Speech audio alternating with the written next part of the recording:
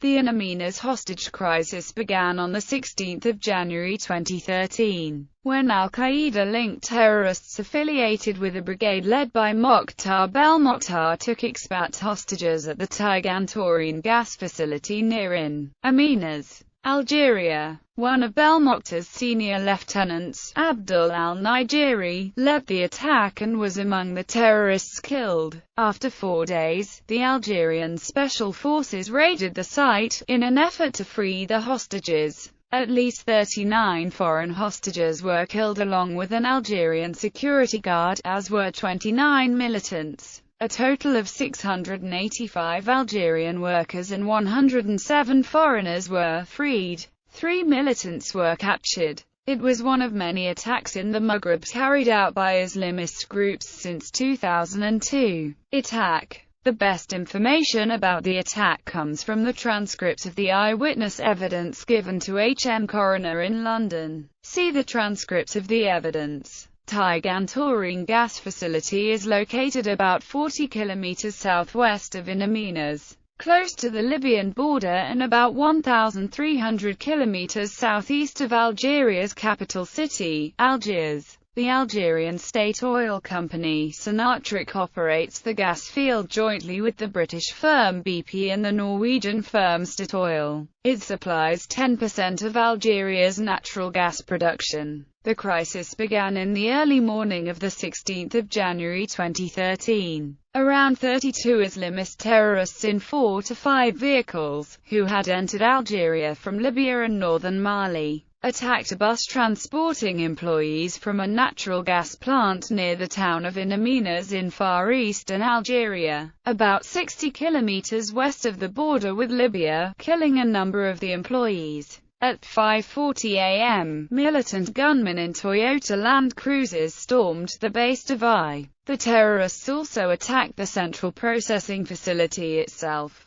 The terrorists rigged the plant with explosives, and threatened a tragic end should attempts be made to free the captives. As the assault began on a bus carrying expats, a guard named Mohamed Lamin Lamar succeeded in activating a plant-wide alarm, warning the whole site that a terrorist attack was in progress. Lamar's actions made it possible for some people to hide and for others to shut down essential processes of the site and possibly prevent its destruction from explosives detonation. Lamar was shot to death by the terrorists immediately afterward. In addition, a Briton was also killed and at least 7 others were injured during the initial capture of hostages and assault on the plant. For a number of hours, the gunmen hunted door to door for foreigners. They dragged people from their hiding places, beating some who did not cooperate, and shooting others as they tried to run away. Some foreigners had their hands bound behind their backs, and some had their mouths taped. The gunmen affixed bombs to some of the captives. Some foreigners were helped by local Algerians, who helped them hide.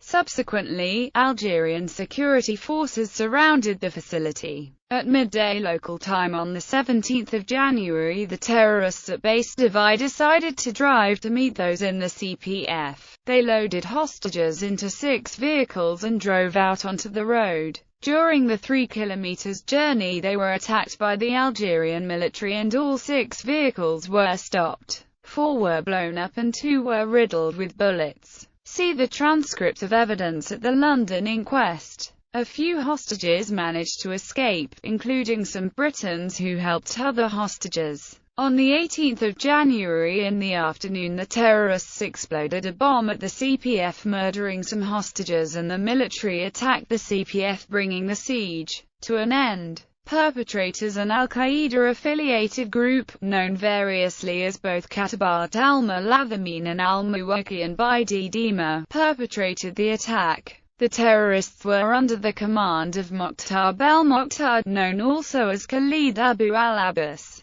Belmokhtar, a veteran of Algeria's civil war and the Soviet war in Afghanistan, and dubbed the Uncatchable by French intelligence, was a senior commander in al-Qaeda's local branch before deciding to form his own armed Islamist group late in 2012 after an apparent fallout with other terrorist leaders. Despite the split, his fighters remain loyal to al-Qaeda, a fact mentioned in the communication with the media after the initial assault. The Algerian Prime Minister said 32 terrorists were involved in the attack, and that 3 were Algerian while the rest were made up of 8 nationalities, including 11 Tunisians, 2 Canadians, plus Egyptian, Malian, Nigerian, and Mauritanians. An Algerian news website had reported that 3 Egyptians, 2 Algerians, 2 Tunisians, 2 Libyans, 1 Mali national, and 1 French national were among the attackers. But the French Minister of the Interior Manuel Valls disputed the presence of a French national among the attackers. On 19 January, Algerian state media announced that 11 of the hostage-takers were killed after a military offensive which ended the siege. 7 hostages were executed by the perpetrators during the offensive. Algeria's Prime Minister Abdelmalek Salal said on 21 January that 29 of the attackers had been killed and 3 captured alive. The New York Times reported that one of the captured attackers said the Egyptians involved in the attack were also involved in the 2012 Benghazi attack. Libyan hardline Islamist sources declared that the kidnappers had logistical support from Islamists in Libya, such as aiding the media to contact the terrorists, while local Algerian outlets like New Media News or TSA said that the attackers wore Libyan uniforms, had Libyan weapons and vehicles. According to a senior Algerian security source, Zintan brigadesmen sold arms to the assailants group, and former Libyan Islamic fighting group Emir Abdel Hakim Belhaj had prior knowledge of the attack on Amenas. Demands. The militants demanded an end to French military operations against Islamists in northern Mali, in return for the safety of the hostages. A spokesman claiming to represent the masked brigade said the hostage seizure was a response to Algeria's opening of its airspace to French warplanes that attacked Mali's militants 5 days prior. Another report mentioned a demand for the release of Aafia Siddiqui and Omar Abdulrahman, both held in American prisons on terrorism-related convictions. Other reports suggested the hostage-takers demanded the release of about 100 Islamist prisoners held in Algeria. They also demanded safe passage to northern Mali and ransom for their expat hostages. According to U.S. officials, 132 foreign nationals were taken hostage. In all, more than 800 people were taken hostage. According to the eyewitness accounts at the London inquest, the terrorists were only interested in expats and did not tie up any Algerian nationals. A statement released by the Islamist group to a Mauritanian news agency said they had 41 foreign nationals. 5 were reportedly being held at the gas facility, and the rest at a nearby housing unit.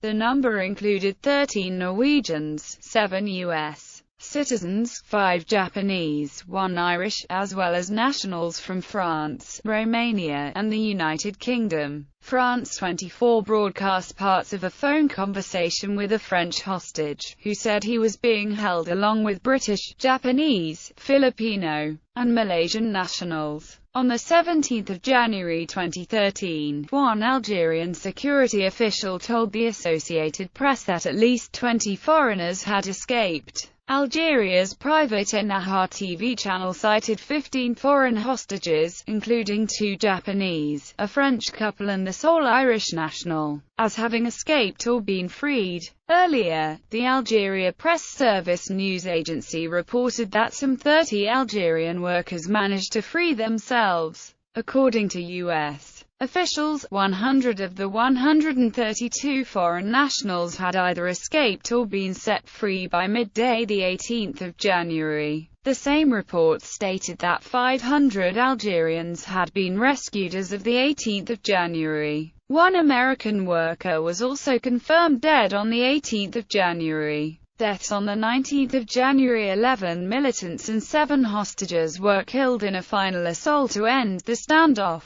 In addition, 16 foreign hostages were freed, including 2 Americans, 2 Germans, and 1 Portuguese. one Algerian hostage and 39 foreign hostages from 9 different countries are believed to have died. The nationality breakdown of the dead hostages, as of the 25th of January 2013, update, was as follows. Algerian rescue operation. Minister of Interior de Haold Kablia said the Algerian government would not respond to the demands of terrorists, and would not negotiate with the hostage-takers. On the afternoon of the 17th of January 2013, the Algerian Special Intervention Group began an assault on the complex using helicopter gunships and heavy weapons. Algerian commanders explained they launched the assault because the gunmen had demanded to be allowed to take their hostages abroad. The Mauritanian news agency UNI said the assault came while the militants were attempting to move hostages by vehicle. An Irish engineer who survived is reported as having said he saw 4 trucks of hostages being blown up by the Algerian forces. Hostages in 2 other SUVs were freed by the Algerian forces. Hostages who escaped from the convoy of 6 vehicles which left the base de Vai heading for the central processing plant do not accept the Algerian government's account. They told HM Coroner that the military did not attack the base DV. Instead they attacked the vehicles carrying hostages and terrorists. A few Britons and Philippine hostages survived by chance when the vehicles in which they were being carried blew up or were overturned. See the transcript. An Algerian security source said that 30 hostages and 11 militants were killed during the raid, which was reported as lasting 8 hours. According to the ANI, militants claimed that 34 of the hostages and 14 of the Islamists were killed in this initial attack. According to a kidnapper who spoke with the agency, 7 hostages were still being held, 3 Belgians, 2 Americans, 1 Japanese, and 1 British citizen. An Algerian security source earlier confirmed that about 25 foreign hostages had escaped the compound. At least 180 Algerian workers had either escaped the complex or been freed, according to local sources, with a number of others still remaining inside. Several Western officials bemoaned Algeria's failure to minimize casualties, while Japan criticized Algeria for failing to heed Japan's earlier request to put human lives first and asked Algeria to strictly refrain. Analysts say Algeria's lack of consultation fit in with a general pattern of acting independently, its policy of no negotiation with terrorists, and, according to Anouar Boukars of the Carnegie Endowment for International Peace, that Algerians are jealous of their sovereignty. Algeria's Prime Minister Abdelmalek Salal in a press conference on the 21st of January praised the decision by Algerian special forces to storm the site, adding that the aim of the kidnappers was to blow up the gas plant. He stressed that the terrorists also shot some of the hostages in the head, killing them. International impact.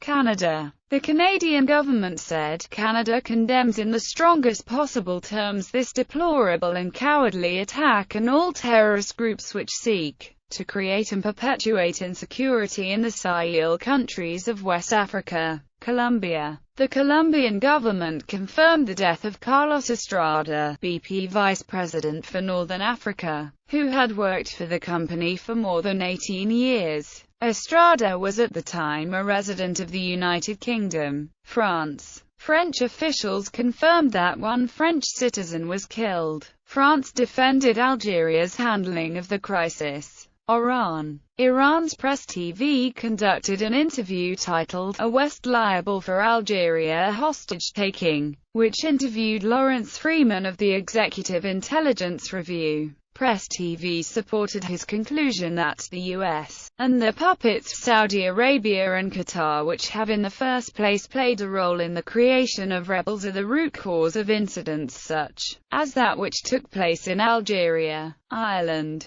The Minister for Foreign Affairs welcomed the news that an Irish engineer who was taken hostage was safe. The Taoiseach said his thoughts are with the other oil field workers who are caught up in this terrible situation. Japan. There were 17 Japanese hostages, of whom 10 died and 7 survived. Prime Minister Shinzo Abe cut short his visit to Southeast Asia to return to Tokyo to focus on the situation. Japanese firm JGC Corp., which is involved in gas production in the plant, held meetings with the Japanese government. The Algerian ambassador was summoned to provide clarifications over the hostage-taking crisis. Malaysia. The Malaysian embassy in Algiers confirmed quality control inspector Chong Chung Ngen had been killed, while a second Malaysian missing in the hostage crisis was confirmed dead by Wismaputra later. The Malaysian Foreign Ministry said in a statement on 26 January 2013 that Tan Pingwei was identified by the forensic team through his dental records as well as confirmation of his tattoo by his family. The Malaysian embassy in Algiers and the JGC Corp are arranging for the remains of Tan Pingwei and Chong Chung Ngen to be flown home. Norway. Norwegian officials said that 9 Norwegian citizens were held hostage.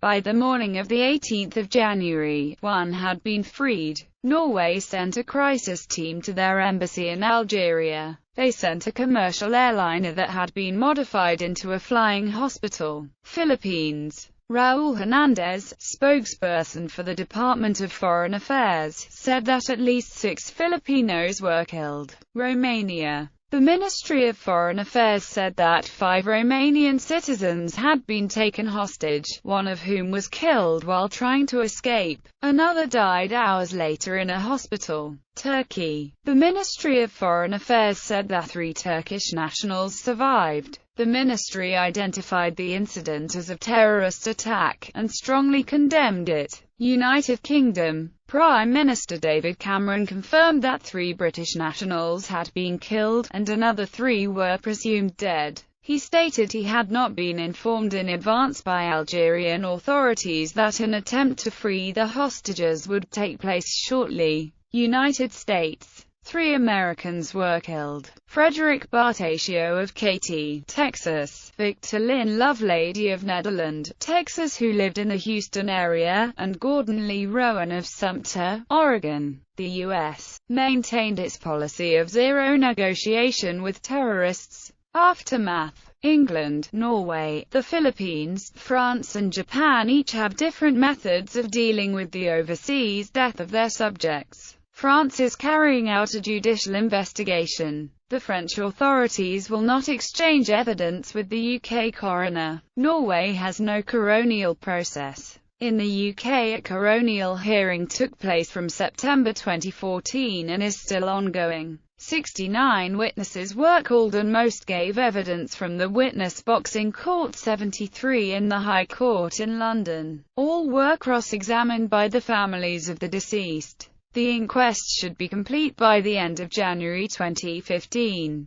A verdict will be reached by the coroner on the cause of death of each Briton and on the security at the plant. The transcript is online at www.amenasinquest.org.uk. BP are being sued in the USA and in the UK for failing to protect their staff properly. On the 22nd of February 2013, Sinatrix on behalf of the joint venture started up a limited production at the Amenas plant, involving one of the 3 plant trains. Staff from Statoil and BP were not redeployed at the time. Full production recommenced in September 2014. The plant has been heavily fortified. On 26 February 2013, Statoil commissioned a report to investigate the terrorist attack and to see what lessons could be learned. The report was published on 12 September 2013. BP has stated that, unlike Statoil, it is not carrying out an inquiry. Sinatrix has been obstructive and refused to assist the UK coronial process.